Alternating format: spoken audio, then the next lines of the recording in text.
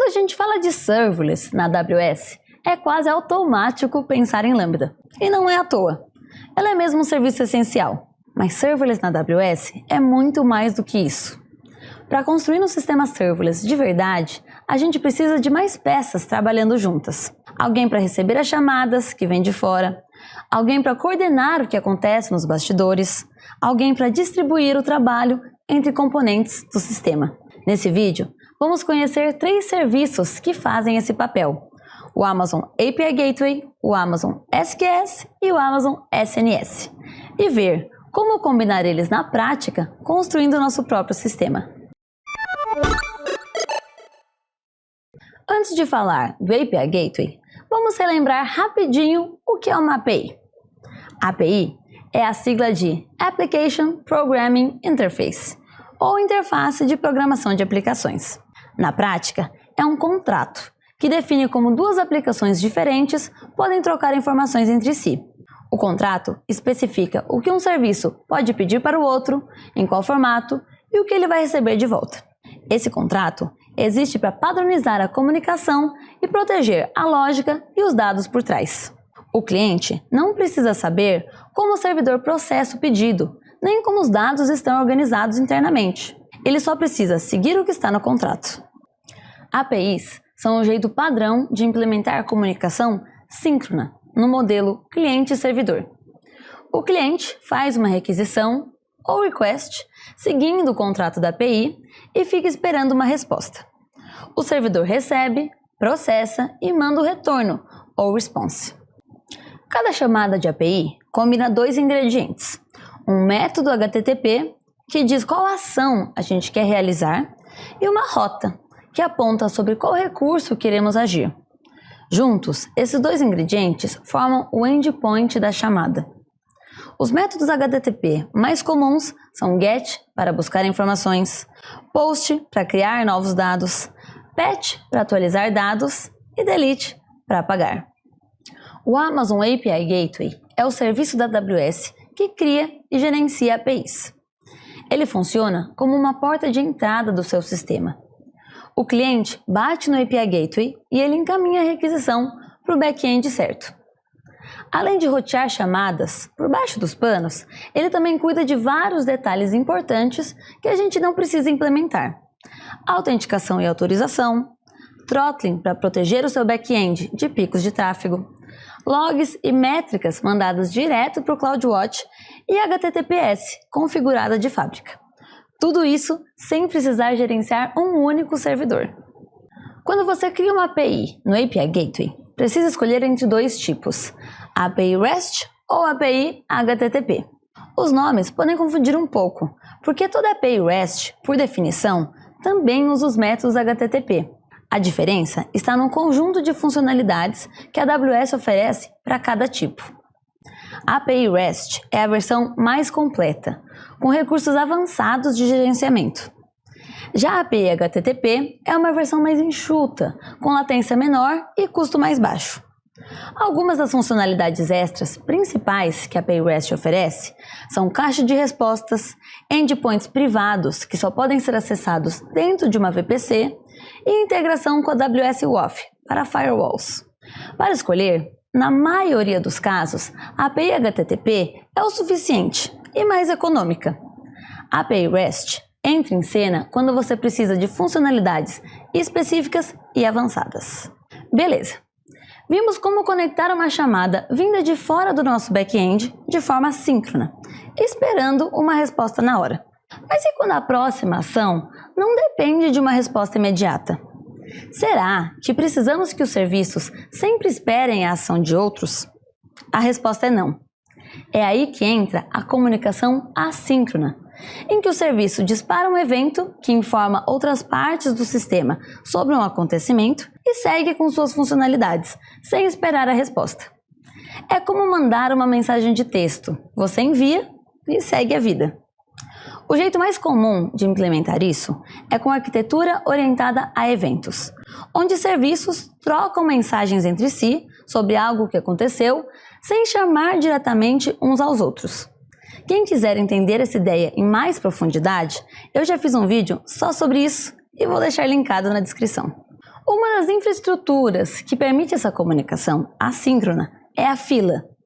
A fila é uma estrutura que recebe mensagens de um produtor e segura elas até que um consumidor esteja pronto para processar. É aí que entra o Amazon SQS, ou Simple Queue Service. Ele é o serviço de filas da AWS, totalmente serverless, que recebe mensagens de um produtor, segura essas mensagens e entrega cada uma para um único consumidor. Quando criamos uma fila no SQS, temos duas opções: filas Standard ou filas FIFO. As filas FIFO seguem o princípio First In, First Out, que significa que a primeira mensagem a chegar na fila será a primeira mensagem a ser processada.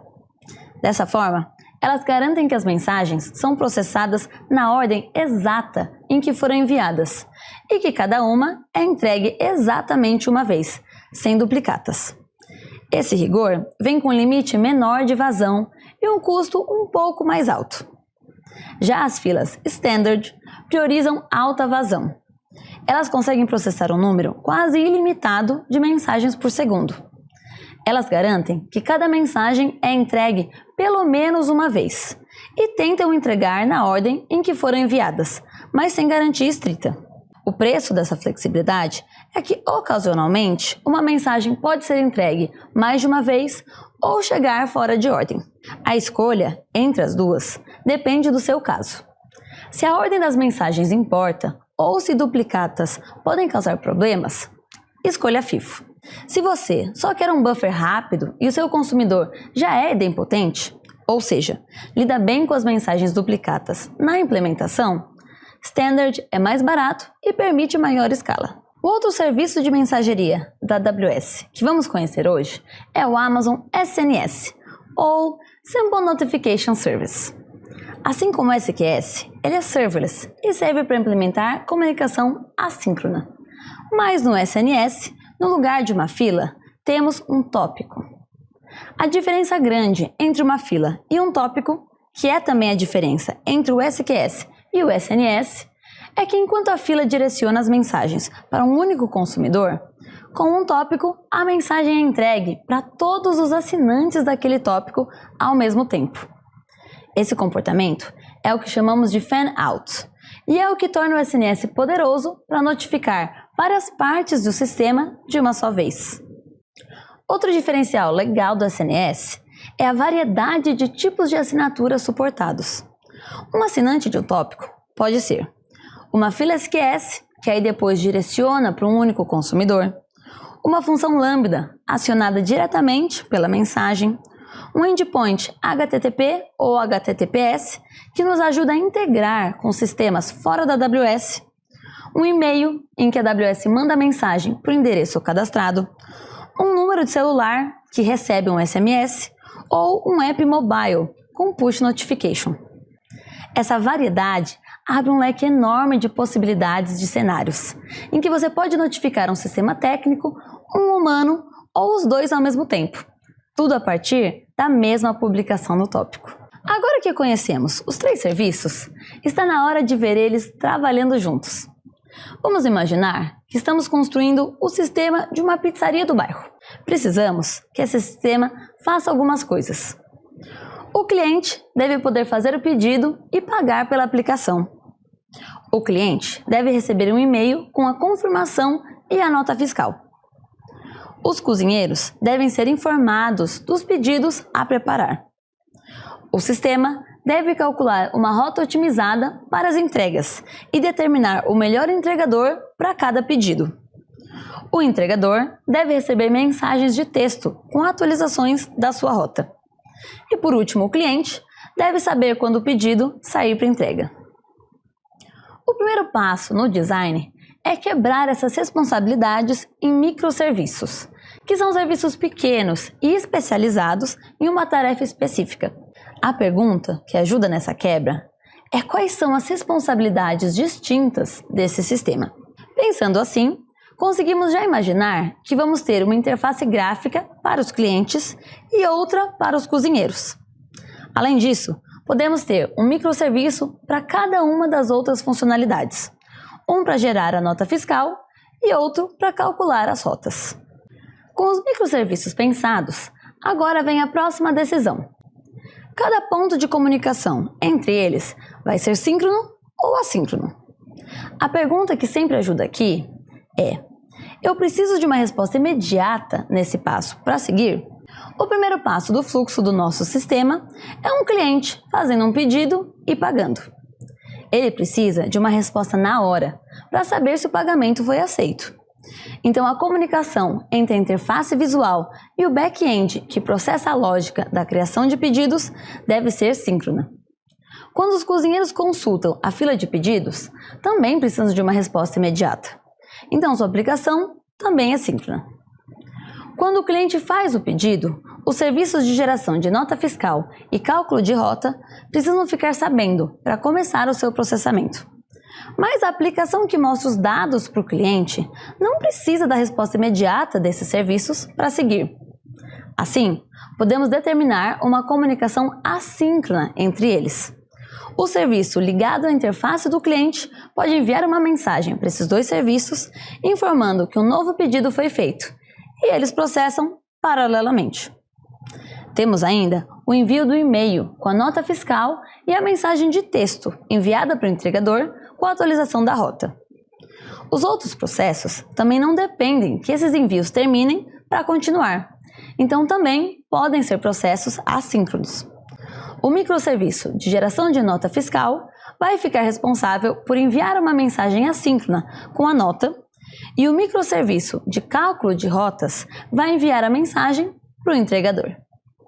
Agora que temos o desenho geral, podemos trocar cada bloco genérico pelo serviço AWS correspondente. O front-end das interfaces dos clientes e dos cozinheiros podem ser hospedados no AWS Amplify, o serviço de deploy e hospedagem de aplicações front-end da AWS. Já os back-ends que carregam a lógica desses serviços viram funções Lambda, já que estamos construindo um sistema serverless. Vamos também adicionar funções lambdas para os microserviços de geração de nota e de cálculo de rotas. Vou também colocar um banco de dados usando o Amazon DynamoDB, que também faz parte do universo serverless da AWS. As lambdas de back-end das interfaces dos clientes e cozinheiros vão se conectar a esse banco para registrar e atualizar informações sobre cada pedido. Os pontos de comunicação síncrona do front-end dos clientes e cozinheiros e seus back-ends são feitos com chamadas para o API Gateway. Já para a parte assíncrona, quando o back-end do cliente cria um novo pedido, ele vai publicar essa informação em um tópico SNS. Esse tópico vai então distribuir a mensagem para duas filas SQS, uma que aciona a lambda de notas fiscais e a outra que aciona a lambda de rotas. Por fim, a lambda de rotas, depois de escolher o entregador, publica em outro tópico SNS que envia um SMS para o celular do entregador. E da mesma forma, a lambda de notas fiscais manda a nota por e-mail para o cliente. Em relação à notificação de novo pedido, repare que poderíamos ter conectado as lambdas de geração de nota e cálculo de rotas direto no tópico do novo pedido, sem as filas no meio. Mas colocar as filas tem dois benefícios. Primeiro, elas funcionam como buffer, segurando as mensagens caso uma das lambdas esteja sobrecarregada ou indisponível. Segundo, com o uso de filas, conseguimos conectar uma Dead Letter Queue, ou DLQ, que é uma fila auxiliar onde caem as mensagens que não foram processadas com sucesso, depois de algumas tentativas. Assim, mensagens com problema não derrubam o serviço ou impedem que outras mensagens sejam processadas, e o time que mantém o serviço pode investigar com calma o que deu de errado. E pronto! Viu como montar arquiteturas na AWS pode ser simples? Vale só uma ressalva final. O sistema que construímos aqui ainda não estaria pronto para produção. O foco do exemplo era mostrar como conciliar diferentes modelos de comunicação na AWS.